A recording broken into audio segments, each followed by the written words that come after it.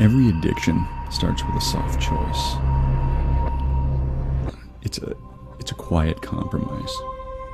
What's the harm? Not hurting anybody. But very few things are as they appear.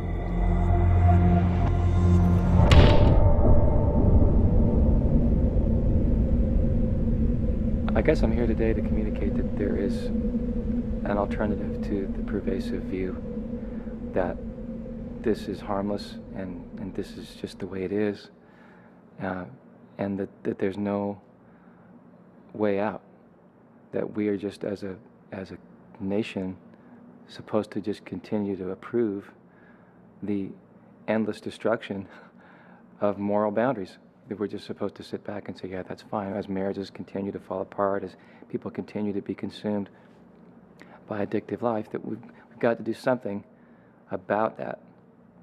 If coming to a camera and being candid and saying, this is what God's done in my life, the plan of this was to destroy me and my marriage and our future, and God's turned all that around.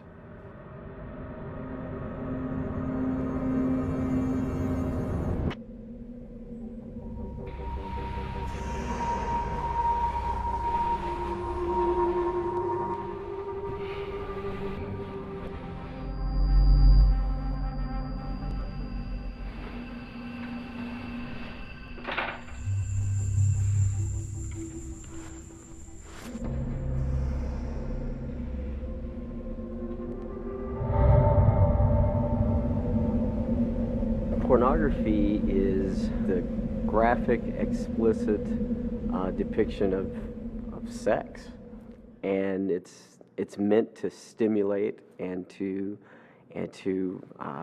arouse. Pornography is images, sexual images, that robs people of intimacy, of joy, that paints a false picture of what and who women are. Emotionally, when a man looks at pornography, he feels alive. That woman on the image is saying, I want you, you're wonderful, you're incredible. The reason why pornography is the most addictive thing in the universe is that it allows a man to feel like a man without requiring him to be one. It's a fantasy, it's fake, it's not real, and it hollows you out. Anything that has life, life is stripped from it when it comes in contact with pornography. We're created as men and women to enjoy the gift of sex and the gift of sexuality within a sacred, covenantal relationship. And whenever we step outside of those boundaries, there's going to be a diminishment to our own souls. And so really it diminishes, it lessens our capacity to love and to be human. It infects every group, every culture, every ethnicity. It does not discriminate in any way. And pornography is just that powerful that it is able to break into any group. It's the kids from little suburban white America. It's the kids from the hood and down in the ghetto. It's kids from it's immigrant families.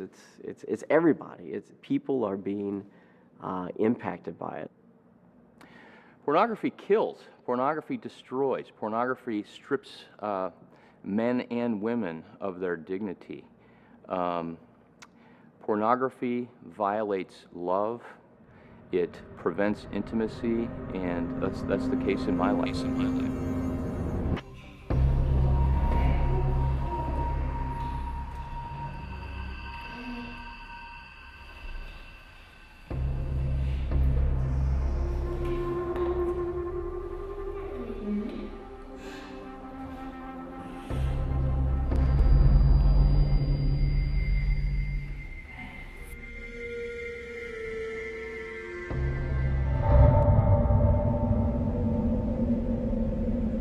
My first exposure to pornography was 10, 11 years old. A neighbor I guess it was a neighbor, had left these out. We lived in a small community and left them out in a barn. Big stack of them in the barn. And I found those out in the middle of nowhere, and that was the beginning. I remember the impact of that on my whole psyche and this fascination with this world that no one was talking about, but obviously was going on. In high school, I remember being with a friend on a trip to a summer sports camp, and that friend stole, actually shoplifted, a Penthouse magazine, and it felt like gold. It felt like this person had just lifted the Hope Diamond out of that store, and we were carrying around the most valuable possession that we had. What happened was that pornography started to feed and nurture my heart, my emotions, and I could not live without it. My journey into darkness and secrecy really began when I started my own business, and I had my office in my home, and we had a computer, and I remember just being curious, typing in keywords just to see what would come up, and it didn't take long, to where there were some pretty graphic and explicit images, right there before my eyes, and I was just, it just captivated me.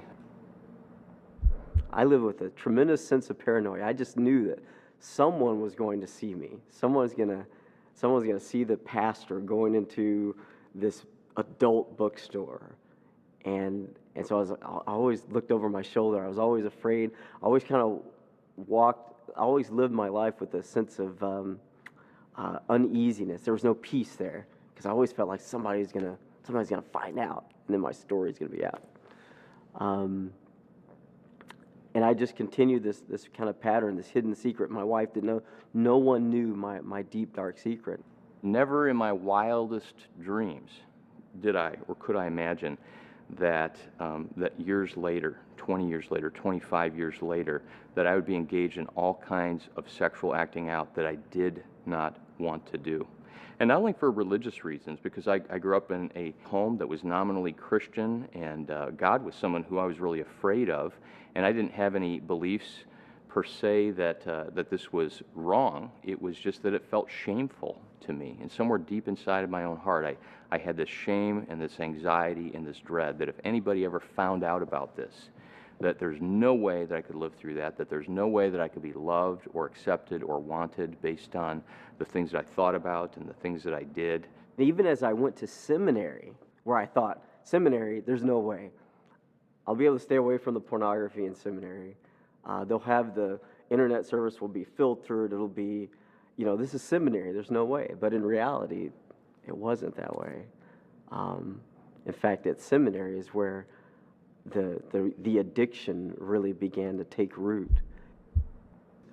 That's really where it became the darkest during those years at seminary. Playing the part, going to church every Sunday morning, sitting up in that choir loft, singing those songs, listening to those sermons, teaching that Sunday school class. But in the back of my mind, I was filled with guilt. And it became overwhelming. I was tired of living a lie. There was no peace. I had no rest.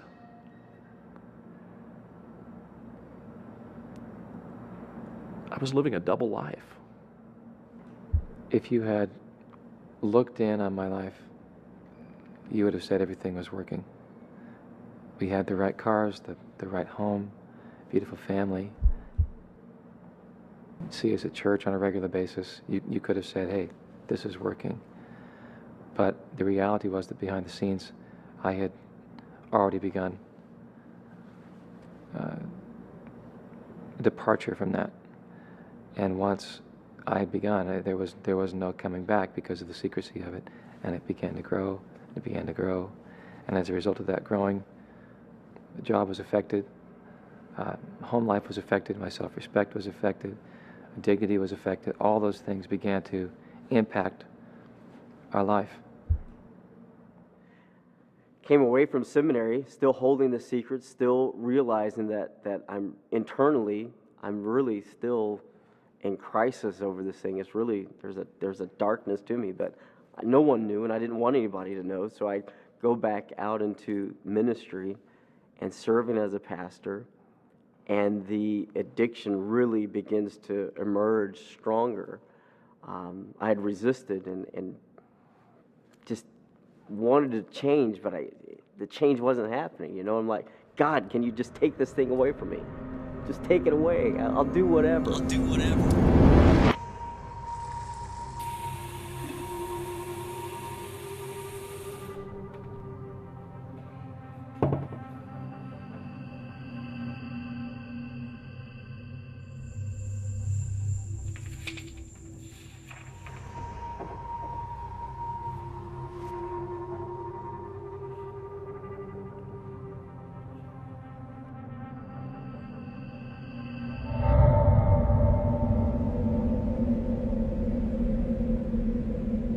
It sets an impossible appetite and an impossible standard, and it steals from the true beauty of what marriage is supposed to be.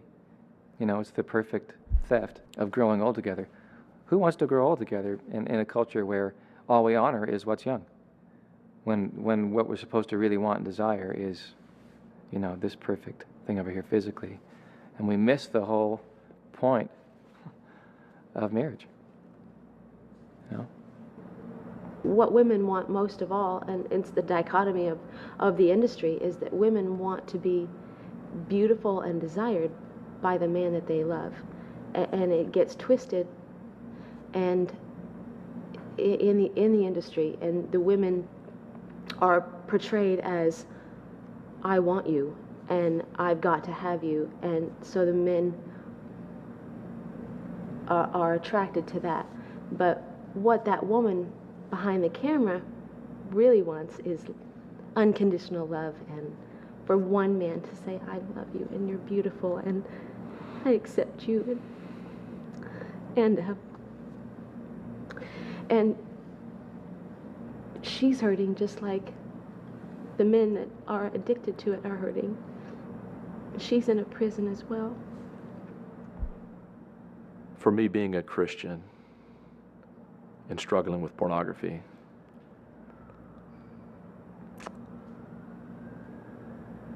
was extremely difficult in that there was an enormous amount of guilt. And that guilt was driving me away from every relationship that mattered in my life. First, number one, was my relationship with God. Number two was my relationship with my wife.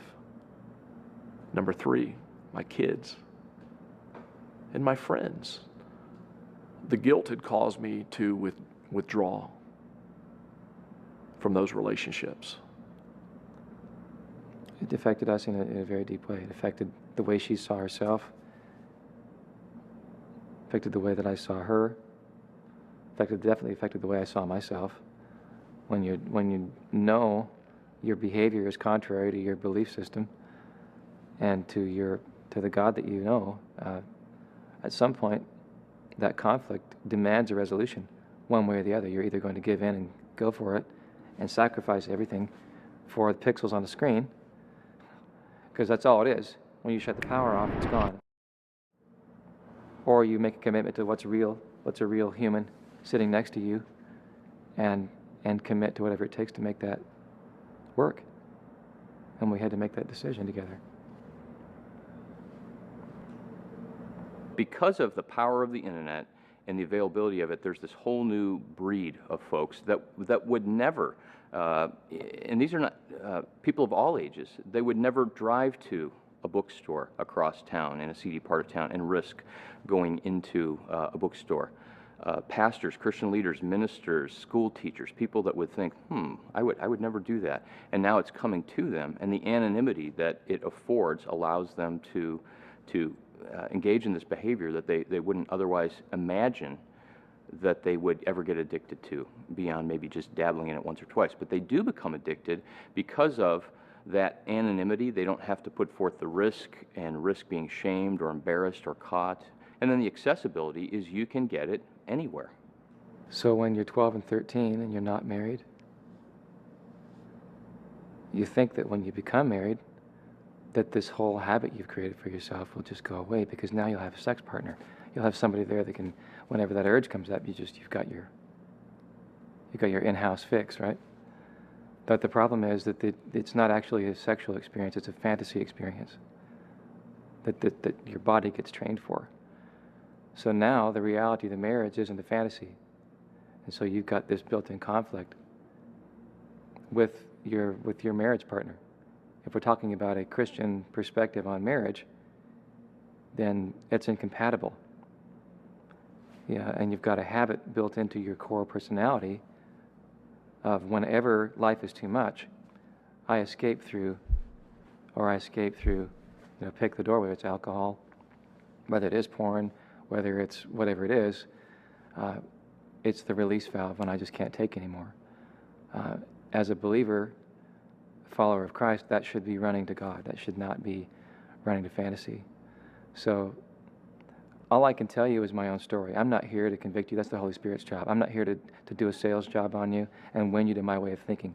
All I'm trying to do is say this is the life that we lived. And I know I'm not the only one living it, because I get the phone calls all the time from guys saying I'm coming apart.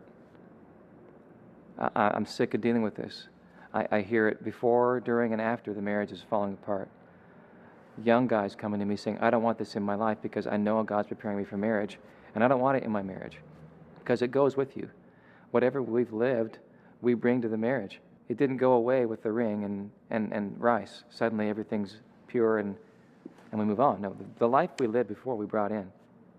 The number one fear for men with a pornography struggle is that they will be exposed, which is to say another way, that they will feel shame, that someone will see me for who I really am.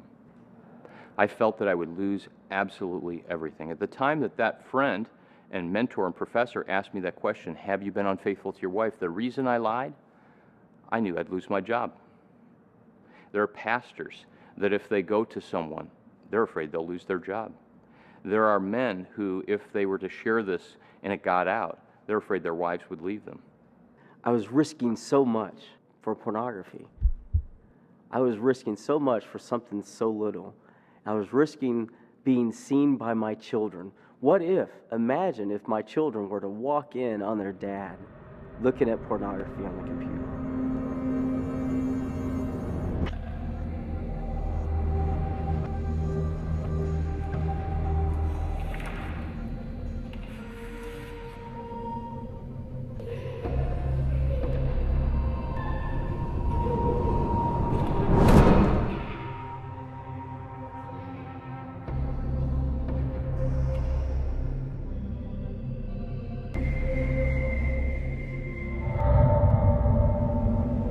It wasn't until one evening we had moved, and I had my office doors closed, and I thought my wife had gone up to bed, and she came downstairs and opened the door, and there it was on the computer screen. And as I think about that night, and I remember the look on her face. I knew the degree of duplicity I was living. And I just assumed automatically that she would leave, because I grew up in a divorced home, and it's everywhere. You know, divorce is as common as Starbucks now, so it's just a common procedure for someone to say, I've given up on you. So I automatically assumed that she'd say that, oh, well, okay, well, you're a loser. And I guess at that point in my thinking, I thought I was the only one supporting a multi-billion-dollar industry. You know, it's not sane thinking.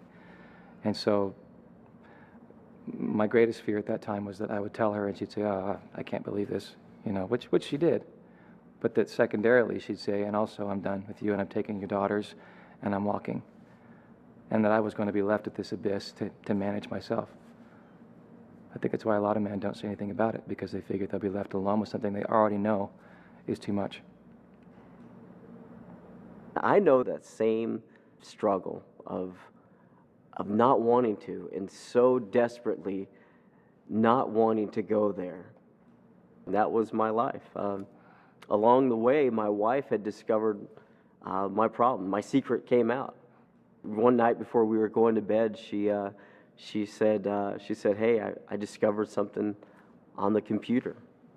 I discovered this stuff on the computer is pornography," and I had nowhere to go. I was, it was me. She wept, she cried. I mean, we both cried. It was a very painful thing, obviously, for her and me both. And I said, "Yeah, I'm gonna deal with it. We're gonna get through this, and I'm gonna deal with it." But in reality, I wanted to, I really did, but it wasn't. It didn't change for me there. I was still in bondage to pornography, so it made it worse, because now she would catch me again, and that was probably the most painful thing, because I'm breaking that trust all over again. I'm pouring salt in the wound, so to speak, over and over again, and she's just crushed. She had every right to be angry and to be bitter and to be disappointed with me. And she finally came to a point where she was convinced that she needed to leave. She needed to leave me. Our first daughter was born, and I remember looking at her, holding her in my hands and looking at her eyes and realizing there's a transparency in her eyes and her spirit that I can't connect to. There's something in me that has shut down. I should be able to connect to the degree that she's transparent, because those eyes are just, I mean, you know what I'm talking about. If you've held a baby in your arms, a newborn, there's nothing there but this beautiful, transparent soul that God created. It's, oh, wow. And I can't connect. So what's going on in my heart, And so Shelli had gone out of town to see family, and I just felt like the Holy Spirit said, "This is the day you call her and you tell her." Oh, God. I can't do that. And I have to be clear that through this whole process, God was faithful to still communicate with me, to still pursue me. It's what He is. He is gracious. He is long-suffering. And I guess I had shut Him out too. He continued to pursue me. So I thought, well, I just had this sense that if I don't do this today, I'm going to cross that line where there's the expense of this is going to be exponential.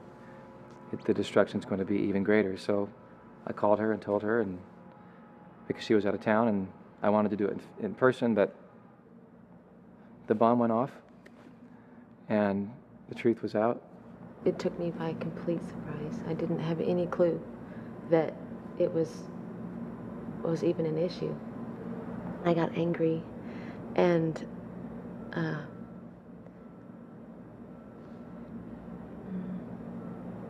I got angry at him and at men in general.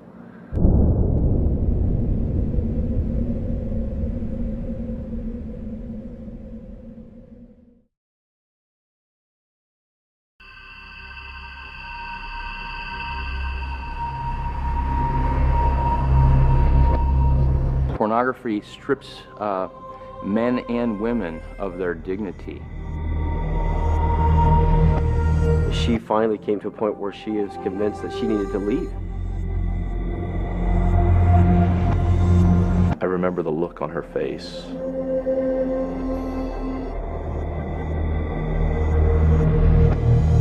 The bomb went off, and the truth was out.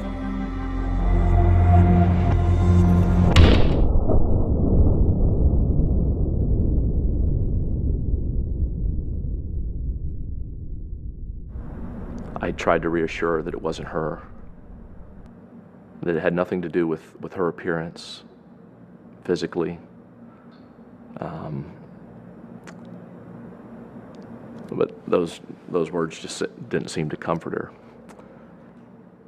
This has got to stop. This has got to stop. So I'd always pleaded with God, just take it away. Just do whatever you have to do, but just take it away. This has been just so devastating to me, and my wife knows, and it's destroying us.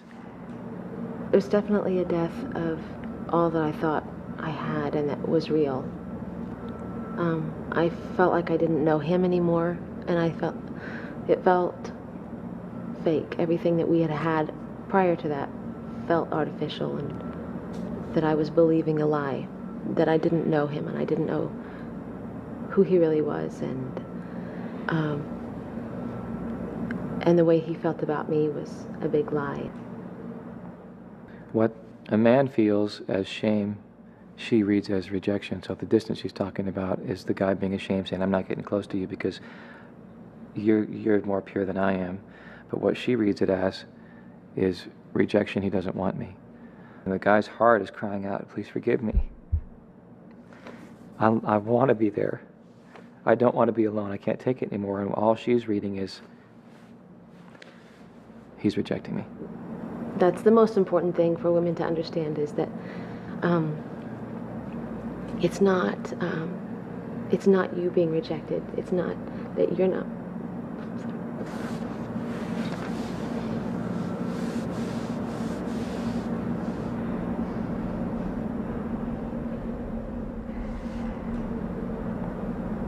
It's not because you're not enough, not beautiful, and that he doesn't find you attractive, or it's not because you're not all that he needs or wants. It's so important that women get that, because otherwise then they're just completely defeated in the fight, and makes them want to go run away instead of stand by them.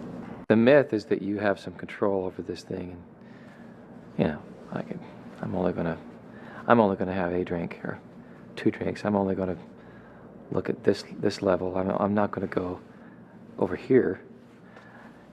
But the reality is that the next thing you know, you're further off down the path than you imagined.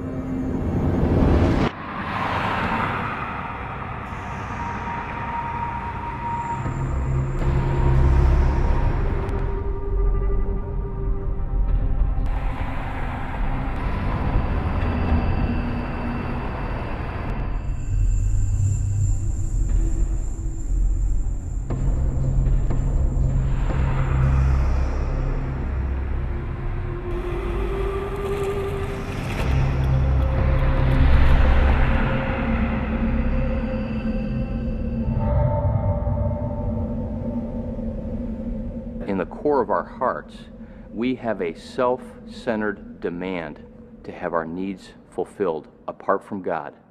There is a core element in our flesh, in our fallen selves, of sinfulness that says, I'm not just desiring to be loved. I'm not just desiring for attention, affection, and affirmation as a man. I'm demanding it, and I will get it. And if we don't deal with the wickedness part about how we can justify and demand that our needs be met at the expense of others, that is the core of sin, that we all turn away from God and go our own way. By keeping my struggles with pornography a secret, initially we thought we were doing the right thing because nobody was talking about it in the churches.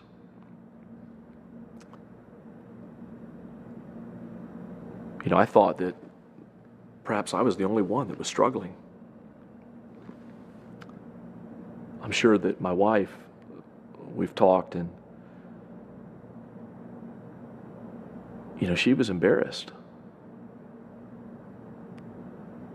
She wondered what people would think, knowing that her husband is struggling with pornography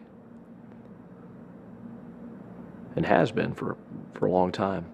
The most powerful way for God to transform my heart and to change me was for it to be known and to be public and to come out and to cause a major disruption in my life. My way would have been for him to simply take the problem away with pornography and not let anyone else find out about it. I didn't know, I didn't realize, as long as this thing lives in secrecy, that's where it thrives.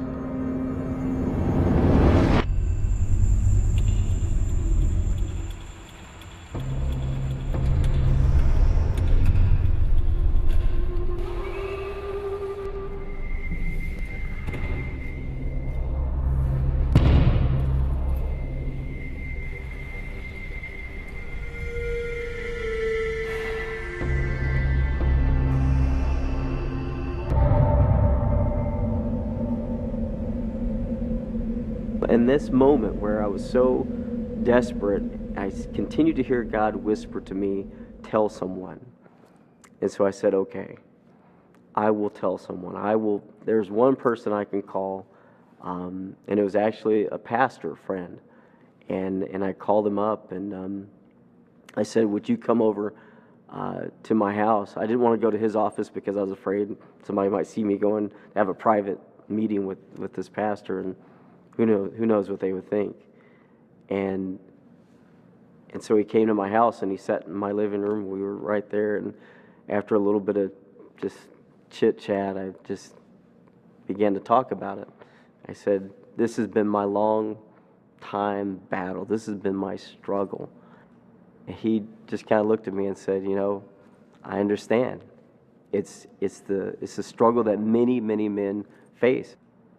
When you expose it, when you start to talk about it, that's when you start to help people. That's when you start to offer people accountability. You start to offer them resources. But as long as we continue to keep the lid on this thing, people are going to sink deeper and deeper and deeper into darkness. Thank God I found my way out. When I said it with my own mouth, when I spoke the story to him, I've just felt such a tremendous relief and a freedom, literally a freedom came over me that I can't even, it's hard to describe. I mean, it's hard to even, just this, the fact that I was able to say it and it be out there, and to finally be exposed, and to let someone else know. And from that moment on, it has been this journey of more and more freedom and more peace. As you expose the secret, dark sexual sin, it loses its power. I believe that sexual sin thrives in darkness and grows more powerful in darkness. And as difficult and as painful as it is to expose something so personal and so deep, it is the beginning of breaking that bondage and that stronghold that pornography can often have in a person's life. If you're at the breaking point, then you're going to need help. You're going to need other people around you to say, I'll help you walk through this. Well, call me before you're blowing up. Contact me before you're doing things that you wish you hadn't done. Do this before you activate the shame again in your life. Call me. Even if it's just one person. And I had one person that I could call initially. It's the same for women. If you isolate yourself and you don't surround yourself with women, with somebody, and you're dealing with it alone, then your resentment festers and your unforgiveness festers, and you're just playing it over and over again in your mind because you don't have a release, you don't have anyone to talk to about it. So it's just as important for women to get some sort of support, whether it's another woman or a group or a couple women that you trust. The biblical model is not just accountability, but accessibility. And where accountability crosses into something really powerful to transform us is when you're not a cop in my life, you're not a coach, but you're a cardiologist. And a cardiologist is somebody who's concerned with the welfare of my heart. Jesus said in Matthew 15 that adultery and sexual immorality come out of the heart. It's not what goes into a man that makes him do that, it's what comes out of his heart. And so I need a cardiologist. I need somebody who is going to care for and pursue and probe and be willing to make an incision in my heart so that when I come clean, when I open up, I'm not just going to sit there and bleed. I had to count the cost and say, you know what? Maybe I'm the only man in the world. Maybe I am. That this has cost years of shame. If I add up the cumulative hours of wasted time, if I add up the years that I wasn't top of my game, opportunities I missed because this tripped me up in the middle of opportunity. My head wasn't clear.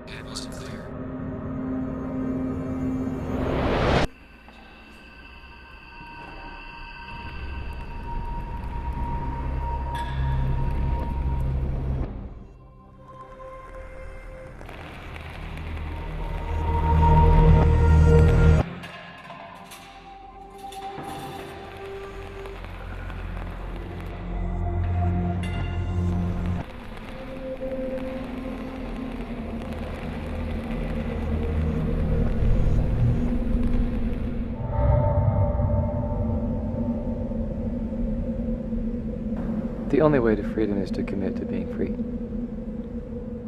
I remember the day when we understood that, and we were able to say together, okay, you know what?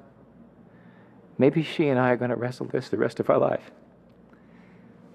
We were going to fight this till we leave this. Like Paul said, who will deliver me from this body of death? You know, we got so many books about making everything better and better and better and plus, you know, and sometimes it's just grueling. Sometimes life is just more than you can take.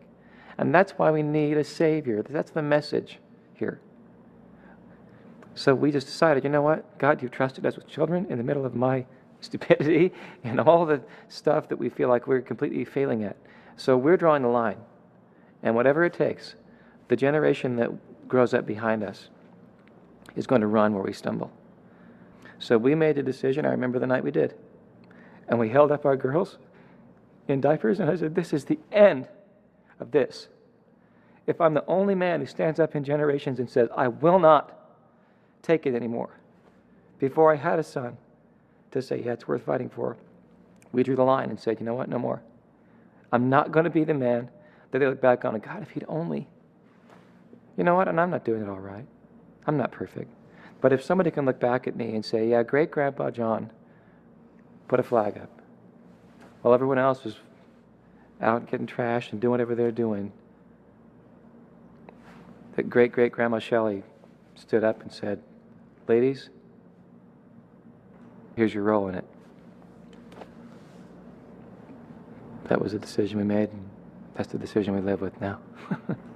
You have to go in with a battle mindset.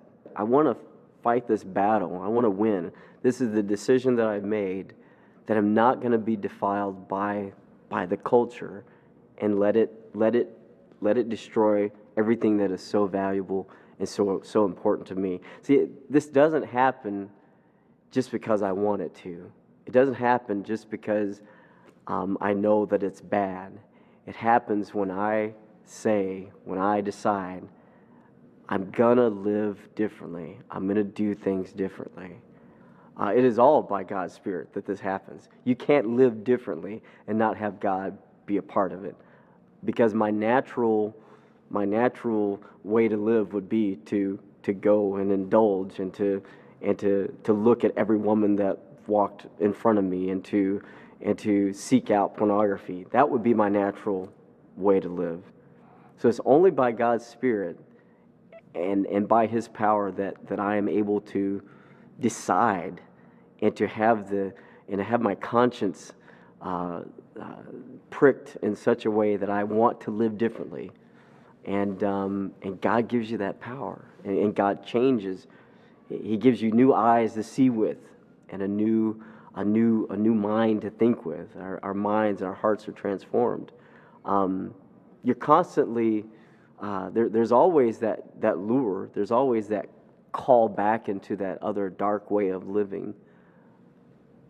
But God comes in and He shows you a different way to live and to have peace and freedom and happiness and joy and true intimacy and fulfillment. Nowhere in the Scriptures does the Scriptures say that we are unlovable. And a lot of Christian approaches that are just blanket Christian approaches actually end up shaming people and pushing people further into darkness. And so the starting point of where is Jesus? Jesus is this amazing, radical, unbelievable, relentless lover who loves at the expense of His own broken heart. And what that means is, in the center of God's heart, there's not shame when He thinks of me. When God thought of me in my darkest sexual moment, in my greatest moment of infidelity, Jesus was not shaming me.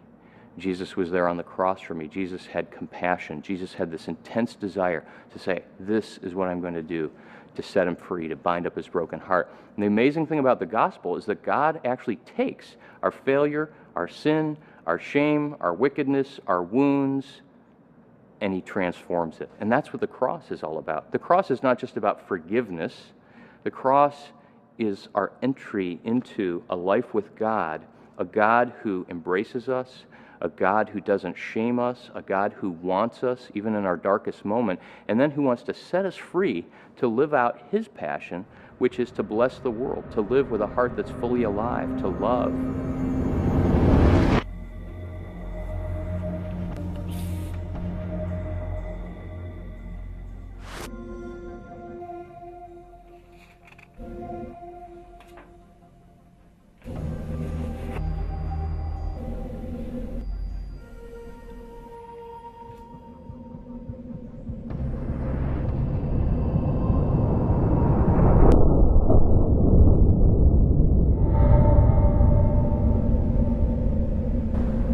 There's always hope.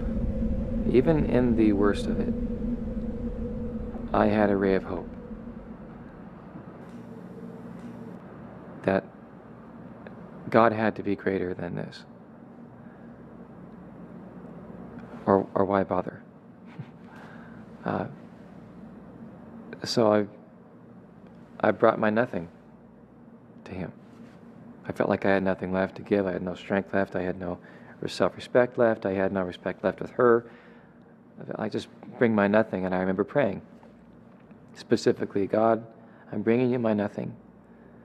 If you can do anything with my nothing and make a life out of it, I'll serve you the rest of my life. And I felt, in response, an impression from the Holy Spirit saying, John, all that is, I made out of nothing. So today begins a whole new life for you. So in my case, he had to get me to the point where I was fully convinced I really have nothing to give you, even though I never really did. And when I really gave the nothing over and left it there and just cried out like David did and said, show me your ways. Show me how to live. Show me how to hide your word in my heart that I don't miss the mark that you set for me to live. God is strength, and through the hard part of it was a gentle and loving reminder that even though this is hard, that he's with me, and reminding me of not of my own failure, but that I don't have the right to hold on to things. I don't have the right to stay angry and keep my resentment because I was wronged.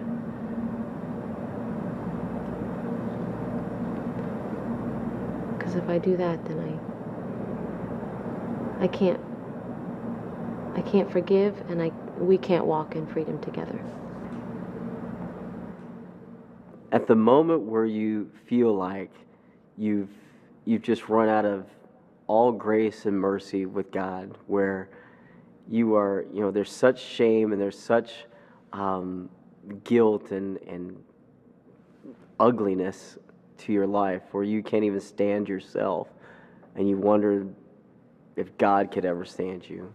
And it actually gives you the reason to go back to pornography, and you say, well, I'm already a mess anyway. I've gone this far. I may as well continue. I think the message that always came back to me is the message that Paul received, that my grace is sufficient for you. That God's sufficiency, God is big and God is enormous, and no matter how far down this dark tunnel I travel, I've never gone so far that God can't love me and He can't rescue me. I think it's important that we don't paint an unrealistic picture and try to hand somebody 3 easy steps to a happy life. That's not what this is about. This is about transforming your perspective before God, allowing him to give you an entirely new value structure that's not prominent in culture, and making his heart and his ways, like David said, show me your ways, God, that I can run the path you set for me. You know, men get so destroyed they can't even run anymore.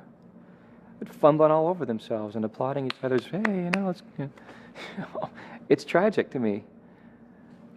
Show me your ways so I can run, was the cry of my heart. That's the freedom cry.